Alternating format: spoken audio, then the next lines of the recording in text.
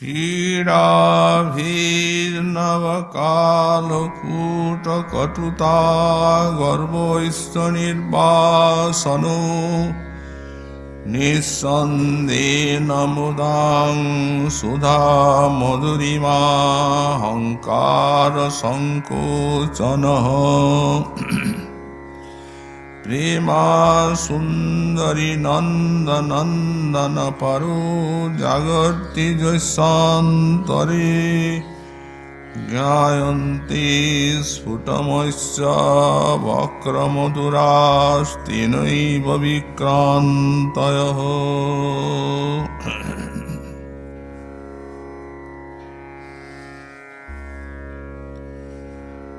গৌড়ীয় বৈষ্ণবাচার্য পরম পূজ্যপাদ শ্রীশিল কৃষ্ণদাস কবিরাজ গোস্বামী চরণ তাঁর শ্রী শ্রী চৈতন্য চরিতামৃতে মধ্যলীলা দ্বিতীয় পরিচ্ছেদে শ্রীমন মহাপ্রভুর লীলাচলে গম্ভীরা লীলা সূত্র বর্ণনায় শ্রীমন মহাপ্রভুর যে সেই বিরহ অবস্থা তার একটি দৃষ্টান্ত দিতেছেন শ্রী বিদগ্ধ মাধব নাটকের থেকে একটি শ্লোক বলছেন। পীড়াধীর নবকালকূট কটুতা গর্ভস্য নির্বাসনু নিঃসন্দেন মুদাং সুধা মধুরিমা হংকার সংকোচন প্রেমা সুন্দরী নন্দনন্দন পরো জাগর্তি জৈসান্তরে গায়ন্তি স্ফুটমস্য বক্রমধুরাস্তেনৈব বিক্রান্তয়ঃ।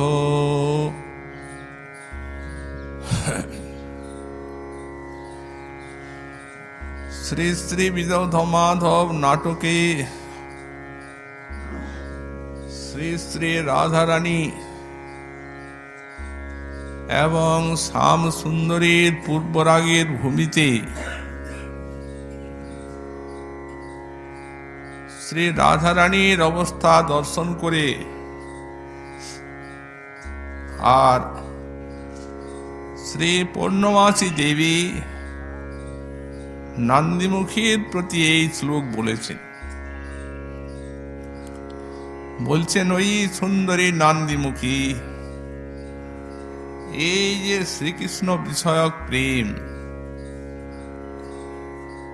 এই প্রেম পীড়াভির্নব কালকূট কটুতা গর্ভস্য নির্বাসন একদিকে যেমন পীড়া অর্থাৎ দুঃখতে বা জ্বালাতে,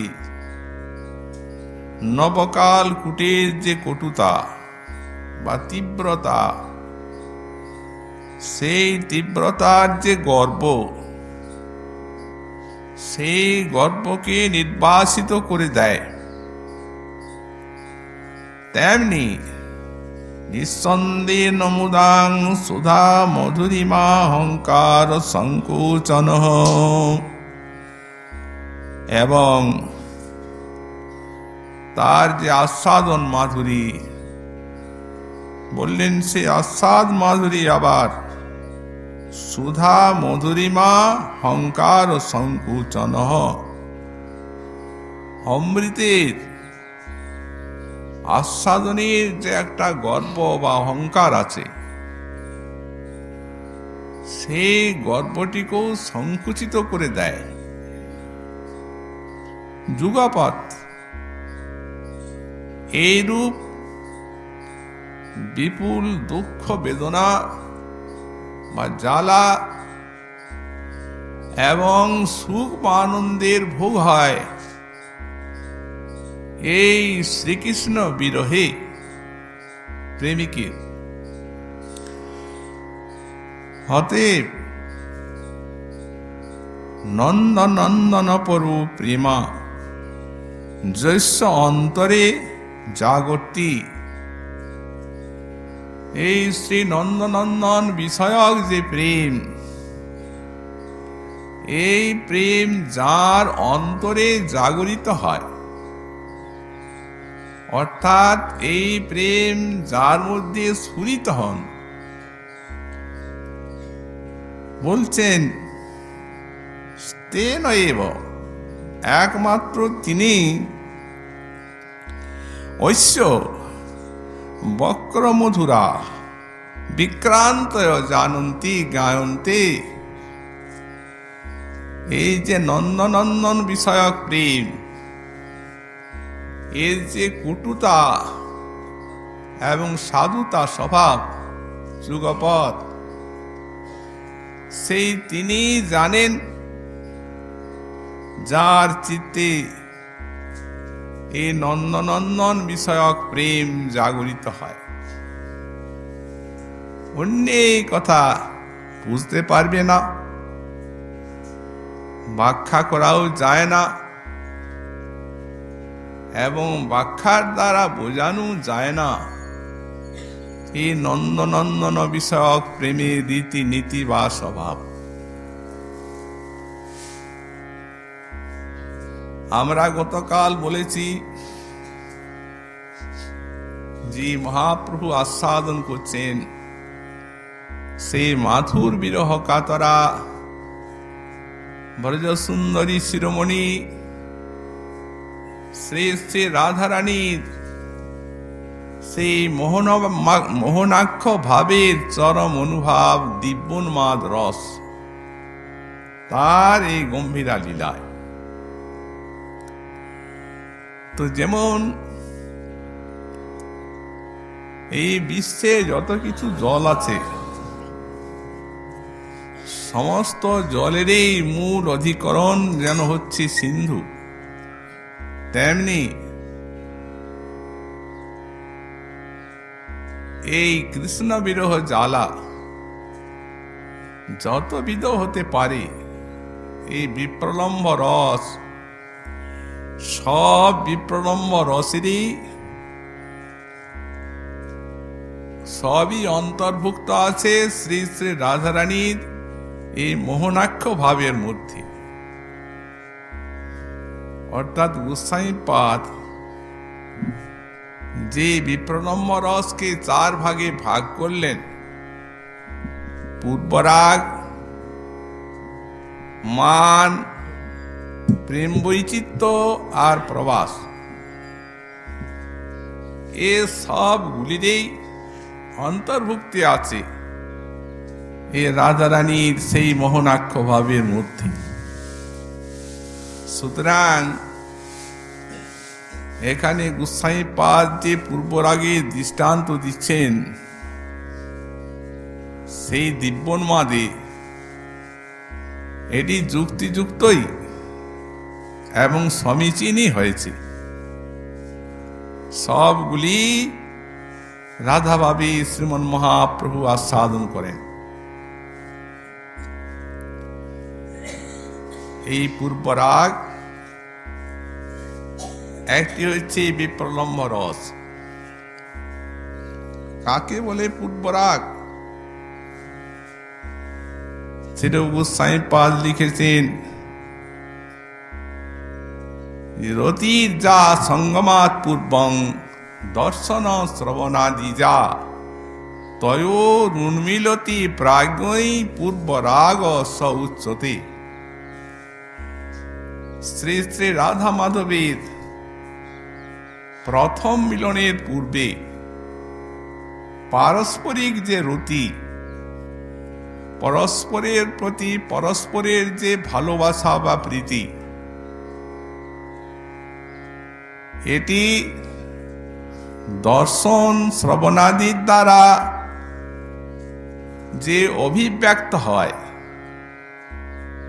বা প্রকাশিত হয়, এই তাকেই পূর্বরাগ বলা হয়। সেই রসময় পরম পুরুষ স্বয়ং ভগবান শ্রী ব্রজেন্দ্র নন্দন এবং তার যে আনন্দিনী শক্তি, সে রাধাদি ব্রজ সুন্দরীগণ এদিককে এই লীলা বৈচিত্র্যে বা রস বৈচিত্র্যে মুগ্ধ করে রাখার নিমিত্ত শ্রীকৃষ্ণের অঘটন ঘটন পটীয়সী শক্তি, এই যোগ মায়ার চাতুরীর অন্ত নেই। এই প্রকট লীলায় বা ক্রমলীলায় তাদের যে সেই নিত্য সিদ্ধ রতি, তারই প্রথম অভিব্যক্তি এই পূর্বরাগে। নূতন মিলন,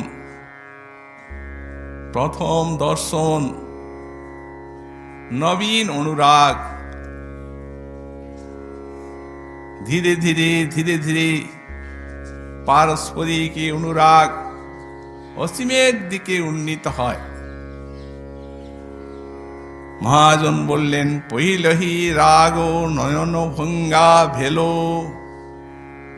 অনুদিন বাড়ল অবধি না গেল। এই যে পূর্বরাগ, নয়ন ভঙ্গিতে ইঙ্গিতে এই পূর্বরাগের সূত্রপাত হলো, নিরবধি বাড়তে লাগলো, অবধি না গেল, নিশ্চিম ভাবে